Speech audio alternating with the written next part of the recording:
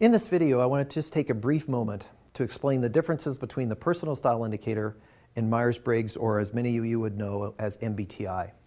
The reason that CRG actually exists is Dr. Anderson was teaching psychology courses at a local university and using MBTI, and he found some difficulties with the participants or his class students where they couldn't recall their pattern, or they couldn't ENTJ or whatever their specific type was that they got. And they also didn't really understand how to apply it within their lives. So as a result of that, we created the personal style indicator. But most of you know that MBTI is based on a single theory, Carl Jung's work. Now, Carl Jung worked with abnormal populations. Personal style indicator is multi-theory based, so we looked at Carl Jung, we looked at Marston, we looked at Merrill Reed, we looked at the four humors, and we brought all of that together to create the personal style indicator. In the MBTI, and this was what happens, when you score an MBTI, you have an either or.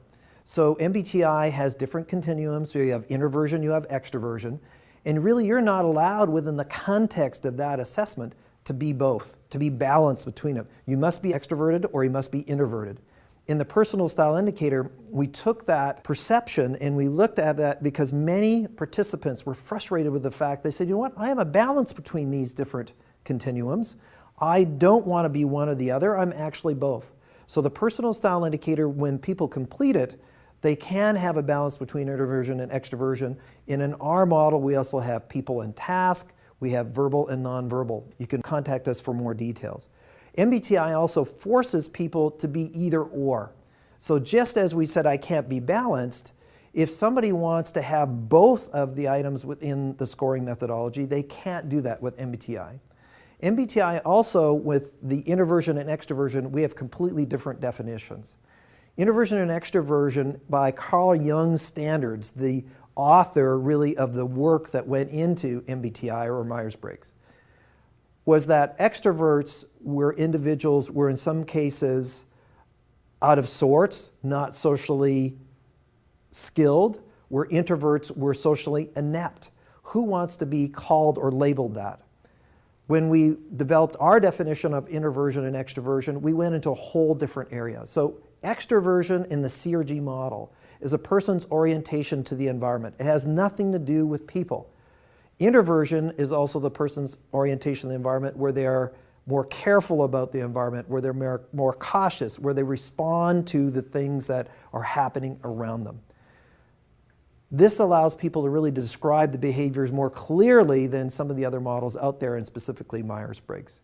So you can't have a right or wrong in CRG, but the other thing is that MBTI teaches type, where you are fixed and you are stuck within your type. PSI teaches flexibility, the ability to be able to kind of move in and out within a range of your personal style.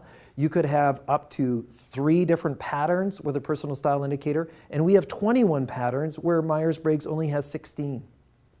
So in our model, you could have a triple high or a 4-even pattern where Myers-Briggs does not really acknowledge that. You have ENTJ or INTJ, or different letters, but those letters then are fixed and I must be one or the other. I can't be balanced between the two of those. So when people take the personal style indicator and they have that experience, rather than a test that's done to them, it's self-scored and self-interpreted. The one thing about MBTI is that you must be certified.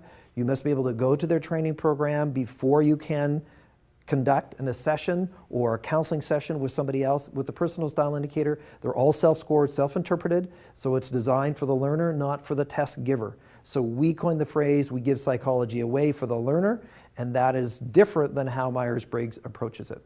Now there's additional information that's available, and we can make that available to you. We have a white paper that you can download between the differences, but I do want to cite one research study.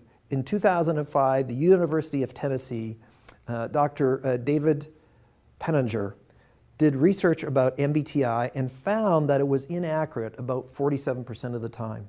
And when people complete the PSI, we have about 85% of the individuals agreeing with 85% of the comments that are made about them in our in-depth interpretations. So even the participants' feedback about how relevant the information is, it is far stronger with a personal style indicator than it is with MBTI.